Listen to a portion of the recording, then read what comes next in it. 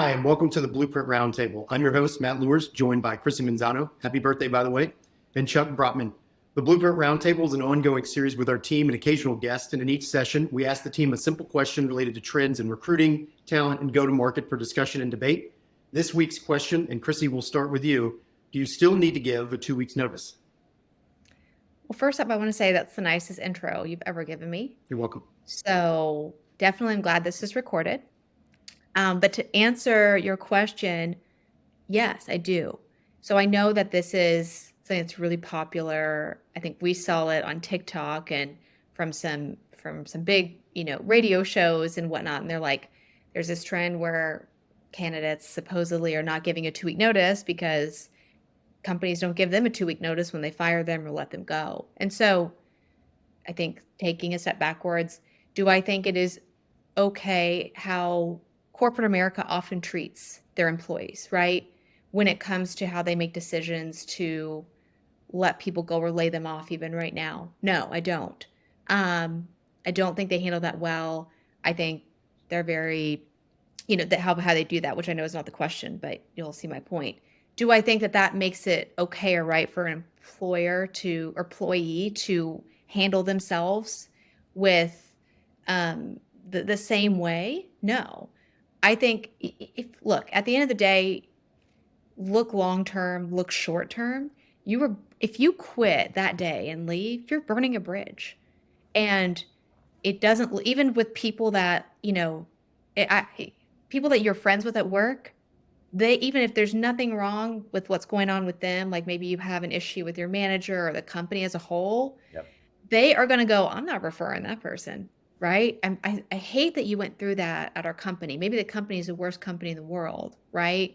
But when you do that, you lose a lot of credibility with people, and it doesn't serve you at the end of the day. If you're trying to do stuff that serves you and is best for you, then, that is not helping you. And I think it's the right thing to do in business, right? Like to have that smooth sail off. I mean, there's only been one company I worked at that was awful. And I still gave a 2 week notice, right? Because I was like, I'm still going to be professional at the end of the day. Because it doesn't serve me to, be petty and do a gotcha, right? But anyways, that's my long-winded view of the answer is yes, you should still give it.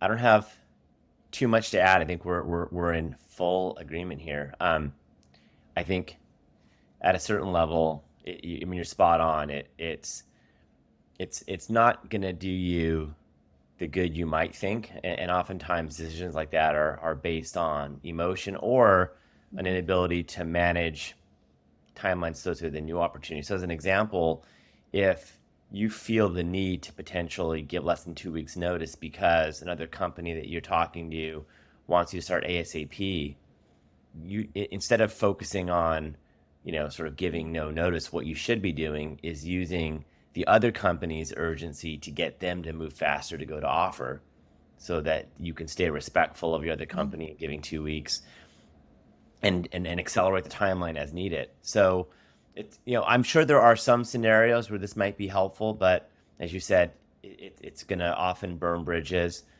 When I learned, doing good, I was told 2 wrongs don't make a right. So, the Right. idea that, companies, doing things and, terminating employment without giving, even like 2 weeks severance, like that's not an ideal behavior. They're likely burning bridges for themselves to potentially bring you back. But if they're Right. taking those courses of action, I don't see any benefit to an employee to emulate that. And as you said, this is not about, kind of ethics for its own sake. I mean, at a fundamental level, in almost any scenario I can think of, you're not going to hurt yourself by doing Yes. that. And if you do, right, if you give 2 weeks and then that company terminates you immediately and doesn't pay you, now you can always go back to the company that you're joining and see if they can move forward your start date. And if they can't, well, you have some unplanned vacation to enjoy time not working.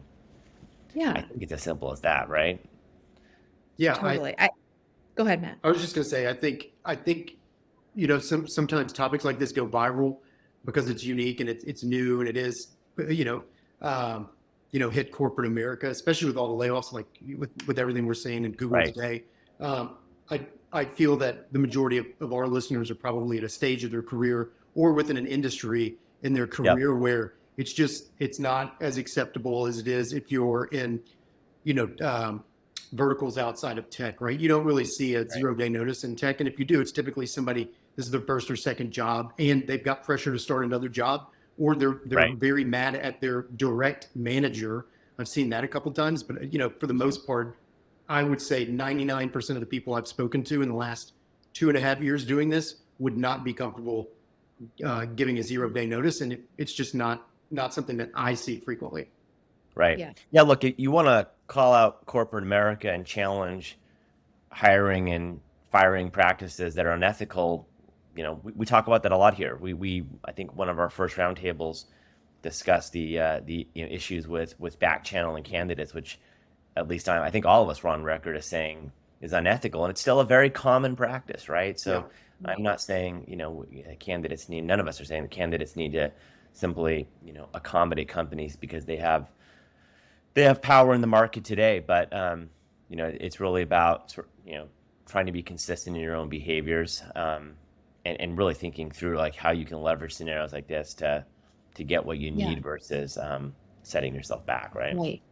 Well, no, I think those are all great points. And what I actually find a lot of people struggle with is not, do I give a 2-week notice, unless it's to the point of like, they're going to fire me today, which if that's the case, that's possible, plan that out, right? Like normally if you're thinking about that, you have time to plan that out. I don't know your financial situation, but I would bet there's a way to make that work until or talk to the company that is giving you the offer and say, hey, there's a chance they let me go today. If that's the case, can I start working on this date? Like have that backup plan. That's just that should be a very easy thing, unless there's something where they have a new hire class specific, but you should be able to work around that. But I see sometimes other people go, if I leave in 2 weeks, the company's screwed because of my role. That's where I would say that's not your problem, right? Like, do I think now, granted, if you're like, I want to keep this like such a solid like I've done like 2 out of the 3 companies I've worked at, one I gave a 90-day like notice essentially, right? And the other one I was 6 weeks. And that was important for me. And that was the right decision for me at the time. And I would absolutely do that again because I cared about that company. I was leaving on great terms and I wanted to do it that way. And it worked with my plan, right? But I wouldn't do that if I was going to an awesome company and I was just doing that because I felt like they would get mad if I didn't give more than 2 weeks. Like that's where I would say that's a company's problem, not yours, right? 2 weeks is acceptable, but it should be done. If you want to do a little bit more and it works to your benefit and doesn't mess up your plans, do that. But it's not necessary unless there's a specific reason. For me, there were some specific reasons. One thing I was just thinking about too is again, assuming that the reason for wanting to not give notice is because your new company wants you in seat faster. At a fundamental level, like there's something off with that company. Yes. Right?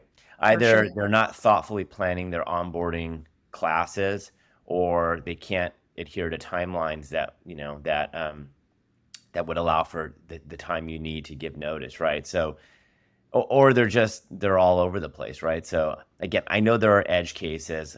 There may be scenarios we're not thinking about. There probably are, right? Yeah. But for the most part, it's usually easily managed, and it's one reason why one of the things I've seen consistently in the last 20 years of my career as an IC and a hiring manager and a recruiter is the best candidates have a knack for lining up multiple offer opportunities, and then making a decision that treats everybody professionally, and then they go forward, right? Really good point. For sure. Awesome. Good Well, stuff. Right at 9.5 minutes. I think we're there. Appreciate both of your insights and I look forward to the next roundtable. Sounds Thanks. good. Bye, everyone. Bye.